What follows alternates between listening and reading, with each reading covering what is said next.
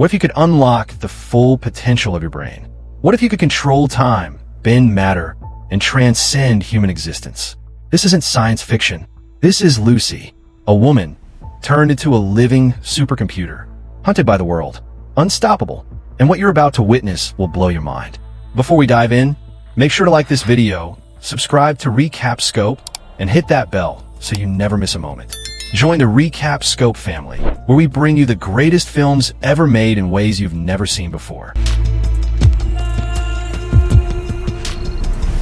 The camera pans down from neon-lit skyscrapers to a crowded street buzzing with life. Lucy, a 25-year-old student studying in Taipei, is visibly annoyed as her boyfriend Richard argues with her near the entrance of a shady hotel. He's desperate, pleading for her to deliver a mysterious silver briefcase to someone inside. Lucy senses something's off. Her instincts scream to walk away. But before she can act, Richard cuffs the case to her wrist. Terrified, confused, she's shoved through the doors. Inside, she's quickly apprehended by a group of intimidating Korean gangsters who escort her to a lavish suite. There, seated at the head of a long table, is Mr. Jang, a cold, calculating drug lord with blood on his hands and menace in his eyes. He opens the case. Inside, 4 bags of an electric blue crystalline substance, CPH4, a synthetic compound based on a chemical that pregnant women produce in minute amounts to stimulate fetal growth. But this version? Potent, dangerous, experimental. Suddenly, gunshots. Richard is executed right outside. Lucy screams. She's knocked unconscious.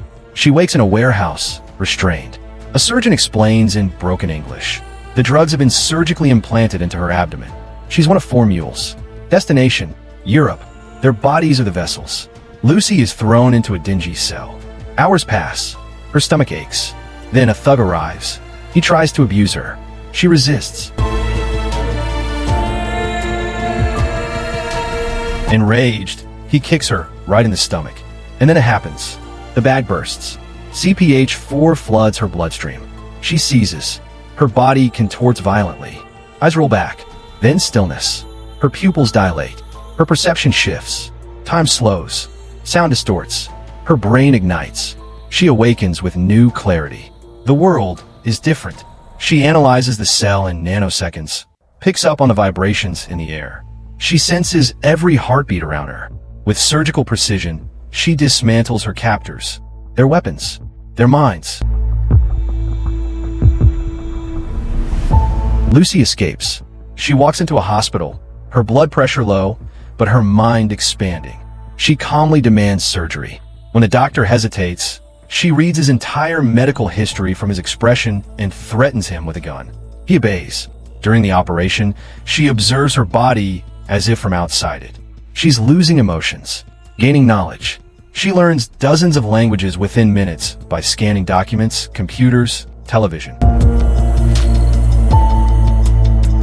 She's becoming something beyond human.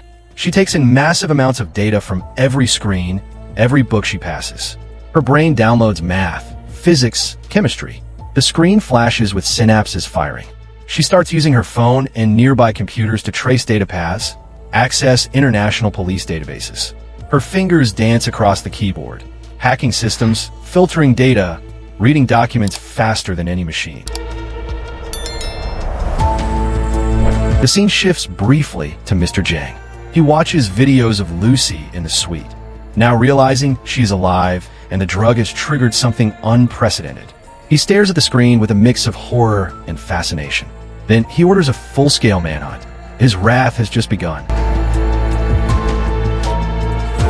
Lucy finds a way to contact Professor Samuel Norman, a renowned neuroscientist in Paris. He's lecturing on cerebral capacity. Humans use only a small percentage of their brain, he explains.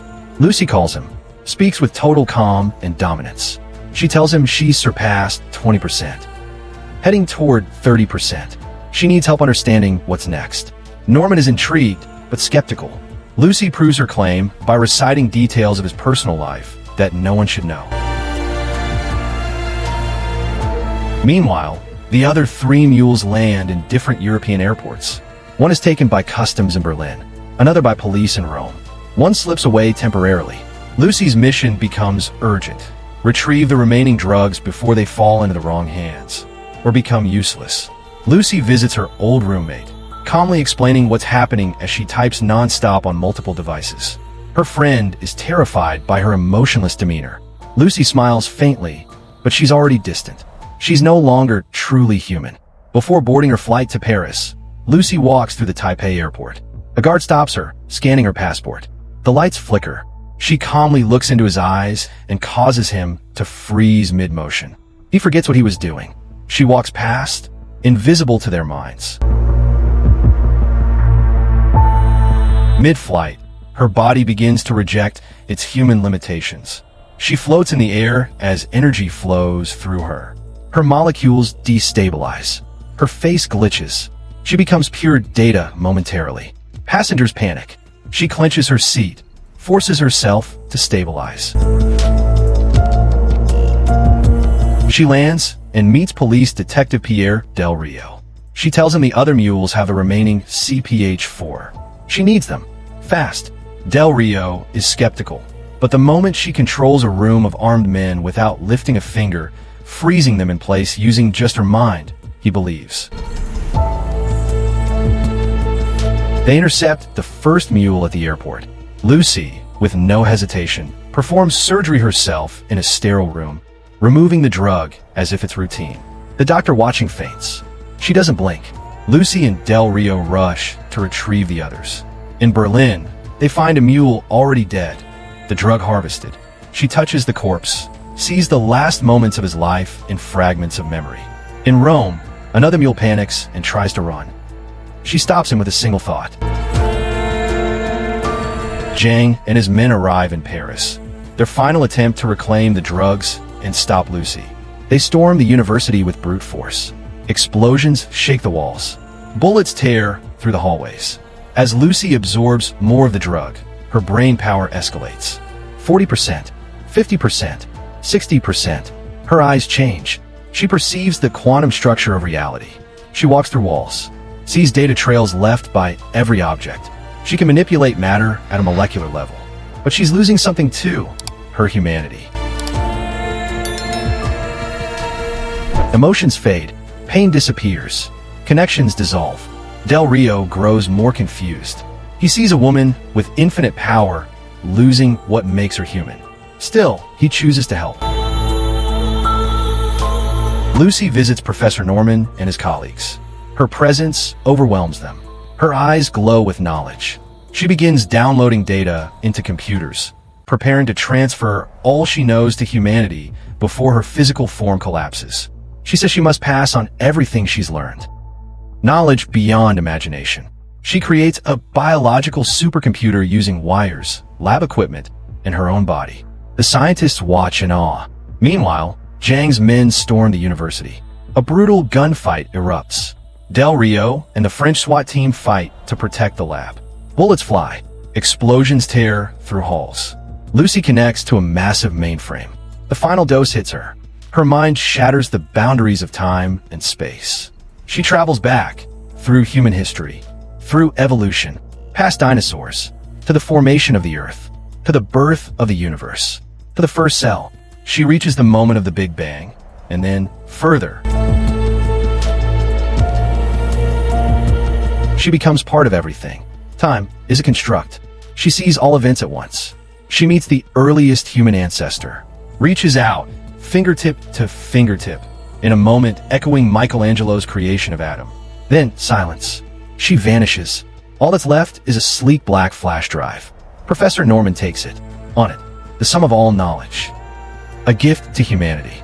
Del Rio Rashisin. Where is she? He asks. A text appears on his phone. I am everywhere. That was Lucy, a film that asks the ultimate question. What if we could unlock the full potential of the mind? Thanks for watching. If you love this video, smash that like button, drop a comment about what movie we should cover next, and don't forget to subscribe to Recap Scope and ring the bell so you never miss a story that blows your mind.